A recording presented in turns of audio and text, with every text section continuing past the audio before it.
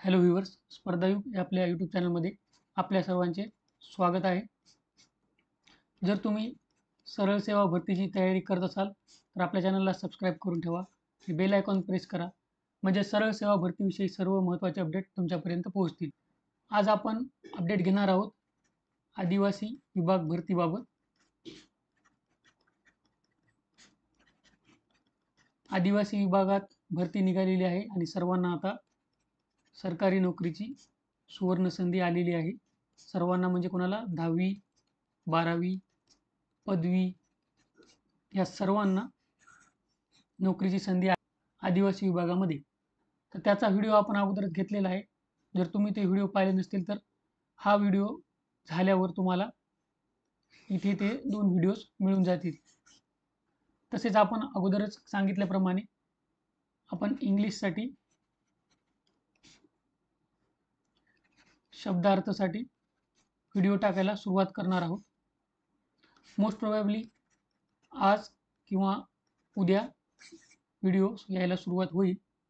त्यामुळे तुम्ही आपल्या चॅनलला सबस्क्राईब करून ठेवा, म्हणजे आदिवासी विभाग भरतीची तुम्ही जर तयारी करत असाल तर तुम्हाला इंग्रजीमध्ये काही प्रॉब्लेम येणार नाही. हे पहा, आदिवासी विकास आयुक्तालय, महाराष्ट्र राज्य, नाशिक.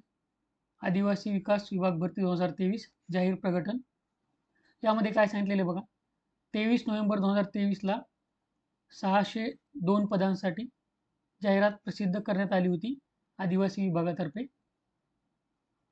त्यानुसार 23 नोव्हेंबर 2023 ते 13 डिसेंबर 2023 मध्ये ऑनलाईन अर्ज मागविण्यात आलेले होते. परंतु काय झालं, 2024ला जो महाराष्ट्राचा अधिनियम क्रमांक 16 आहे तो 26 फेब्रुवारी 2024ला प्रसिद्ध करण्यात आला. त्यानुसार काय झालं बघा, सामाजिक व शैक्षणिकदृष्ट्या मागासवर्ग SC-BC मध्ये जे होते ना, तर यांना आरक्षण देण्यात आलं, म्हणजे या वर्गाचा समावेश करण्यात आला. मग त्यानुसार काय केलं, आता पुनश्च बिंदुनामावली तयार केलेली आहे आणि आता ही जाहिरात पुन्हा येत आहे. मग त्यांनी काय केलेलं, आता नवीन बिंदुनामावली तयार केलेली आहे आणि SC-BCचा त्यात समावेश केलेला आहे. आणि त्यामुळेच काय झालेलं आहे, इथं बघा पदे कमी जास्त झालेली आहेत आणि 111 पदे या जाहिरातीत वगळण्यात आलेली आहेत.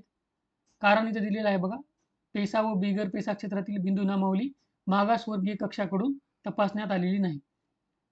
त्यामुळे काय झालं, 111 पदे वगळण्यात आलेली आहेत. मागासवर्गीय कक्षाने बिंदुनामावली तपासली नाही त्यामुळे.